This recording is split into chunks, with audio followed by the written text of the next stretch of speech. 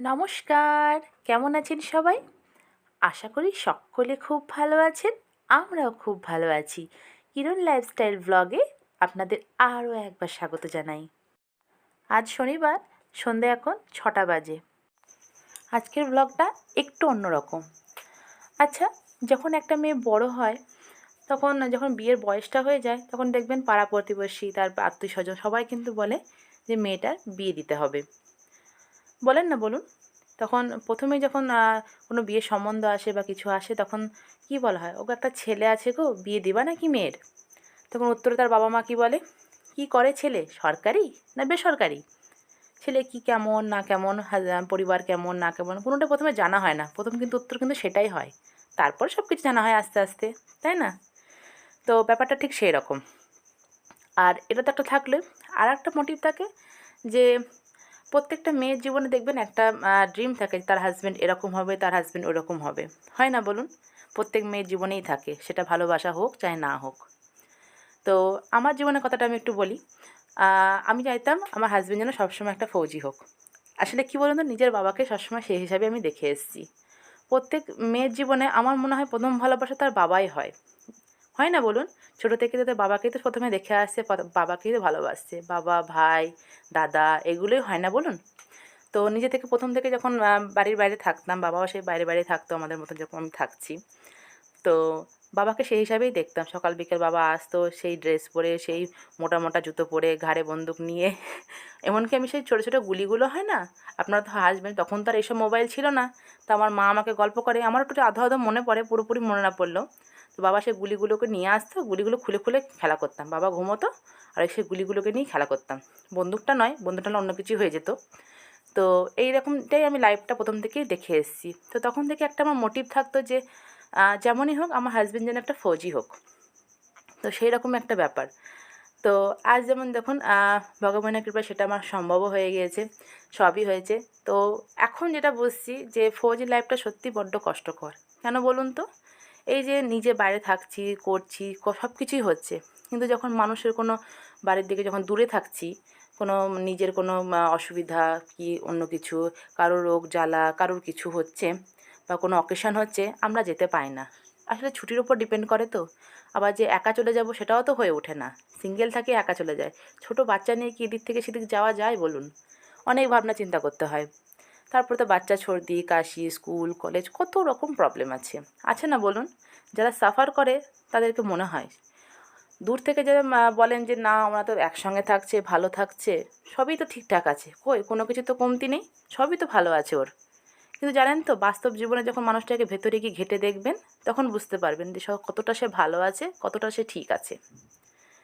নদীর এপার থেকে না ওপারটা বড় মিষ্টি লাগে, যখন কাছে যাওয়া হয় আরে বাবা এ তো এই পারও ওই পারও একই ব্যাপার, কোনো দিকেই তো কিছু ঠিক ঠিকানা কিছু নেই, একই তো ব্যাপার, তাই না বলুন?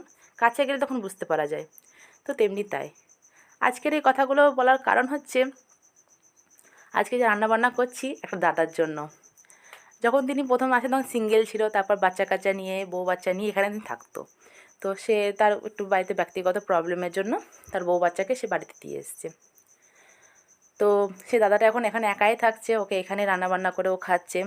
তো একটা মানুষের পক্ষে টানা ডিউটি দিয়ে আসার পর রান্না করে খাওয়াটা সত্যিই সম্ভব নয় একা হাতে রান্না করে। তো এখানে এক লঙ্গর আছে, সেখানে তিনি খাওয়া দাওয়া করেন শুনলাম।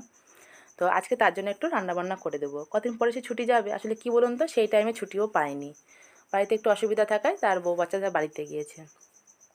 তো কদিন পর সে ছুটি যাবে। তো যাই হোক, মানুষটার জন্য একটু রান্নাবান্না আজকে একটু করে দেবো। রান্না করার মতন একটু এই করে দিচ্ছি, একটু ফ্রাইড রাইস আর একটু মাংস করে দেবো ভাবছি।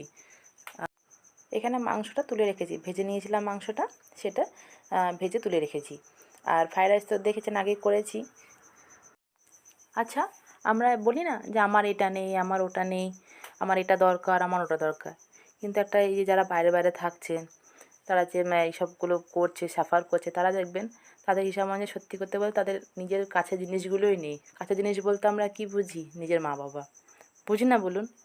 এই যে আমরা যখন মেয়েরা বিয়ে থাওয়া করে চলে আসি, বলি না যে না আমরা চলে এলাম, এতদিন মানুষ করলো, তো নিজেরও তো মা বাবা বলি না বারবার, আমরা আমরা মেয়েরা কী বলুন তো, প্রকাশ করি। কিন্তু এই ছেলেরা কিন্তু প্রকাশ করতে জানে না। খুব কম সঙ্গে আমি নিজের হাজব্যান্ডকেও দেখেছি প্রকাশ করতে জানে না। কিন্তু যখন আমরা ছুটি যাই আসি, বেশ ১-১.৫ মাস ভালো মতন আনন্দ হই হুল্লোড় করতে করতে আসি। কিন্তু যখন যেদিন আসার দিনগুলো হয়, বোঝা যায় নিজের শাশুড়ি মাকেও তো দেখি। তো যাই হোক, আমাদের থেকে সবথেকে বেশি দেখি এর বাবা প্রকাশ করতে পারে না, ছেলে তো কাঁদতে পারে না, জানেন তো? কিন্তু শাশুড়ি তো মেয়ে মানুষ তো, তো ও দেখি কেঁদে ফেলে। তো এই এমনি আম্মু যখন বাড়িতে যায় আমার মাও দেখেছি তেও কেঁদে ফেলে। কিন্তু নিজের বাবা, সে বাবা কিন্তু প্রকাশ করতে পারে না। তো যাই হোক, অনেক ইয়ে করার পর তখন আমরা আসি। কিন্তু কদিন খুব মন খারাপ করে, নিজের ছেলে-মেয়েদেরও করে, আমাদেরও করে যে না এতদিন থাকলাম। বিশেষ করে আমার এখন ছেলেটা হয়েছে, ছেলেটা বড্ড মন খারাপ করে। আগে অতটা বুঝতো না, এখন বলে না দাদু-দিদার ভালোবাসা, ঠাম্মি-দাদুর ভালোবাসা বুঝতেই তো পারছেন এতদিন পর যায়। এখন ওকে বলে যে, "না মা কবে যাবা? আবার সে কবে?" সেই ১ টা বছর পর তো আবার যাওয়া। স্কুল খুলে গেলে স্কুলে যায়, আর যাওয়া হয়ে ওঠে না। ও তো অনেক কিছু সাফার করার পর বাইরে থাকতে হয়। কিন্তু তাও আমরা বলি আমাদের এটা নেই, আমাদের ওটা নেই। কিন্তু এরা অনেক কিছু সাফার করার পরে তখন এরা এই জায়গায় এসে পৌঁছায়। কিছু করার নেই। যাই হোক, বাস্তবকে তো মেনে চলতেই হবে। তাও দেখবেন অনেকে দেখবেন অতীত নিয়ে পড়ে থাকছে, ভবিষ্যৎ নিয়ে ভাবছে। ভবিষ্যৎ নিয়ে ভাবা অবশ্যই উচিত, উচিত নয় আমি সেটা বললাম, উচিত অবশ্যই। কিন্তু বর্তমানটাকে নিয়ে কেউ ভাবে না। বর্তমানটাকে নিয়ে ভাবা দরকার। কিন্তু কী হবে, আজ এই হচ্ছে, আজ ওই হচ্ছে, আজ ওই হচ্ছে।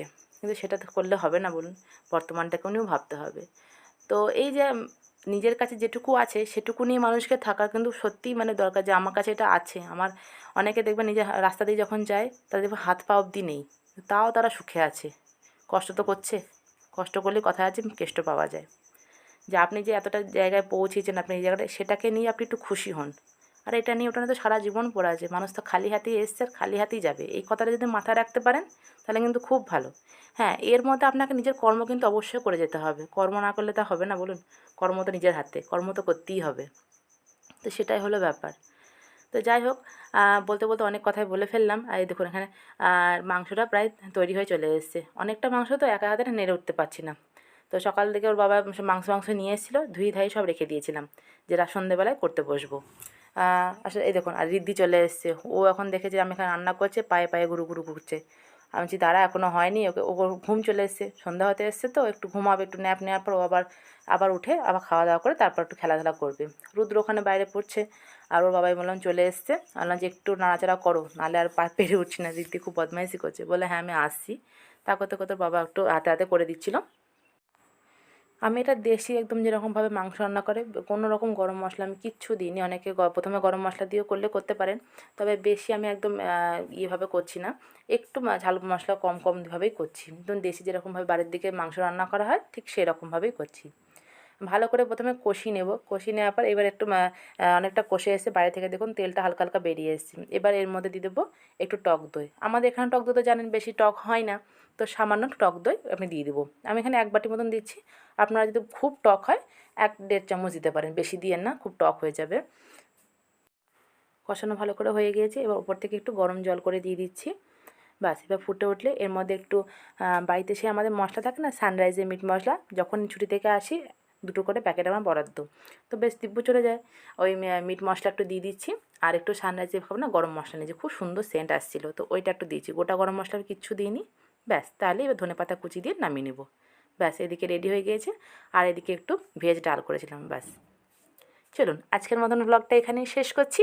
সবাই ভালো থাকবেন, সুস্থ থাকবেন। নমস্কার।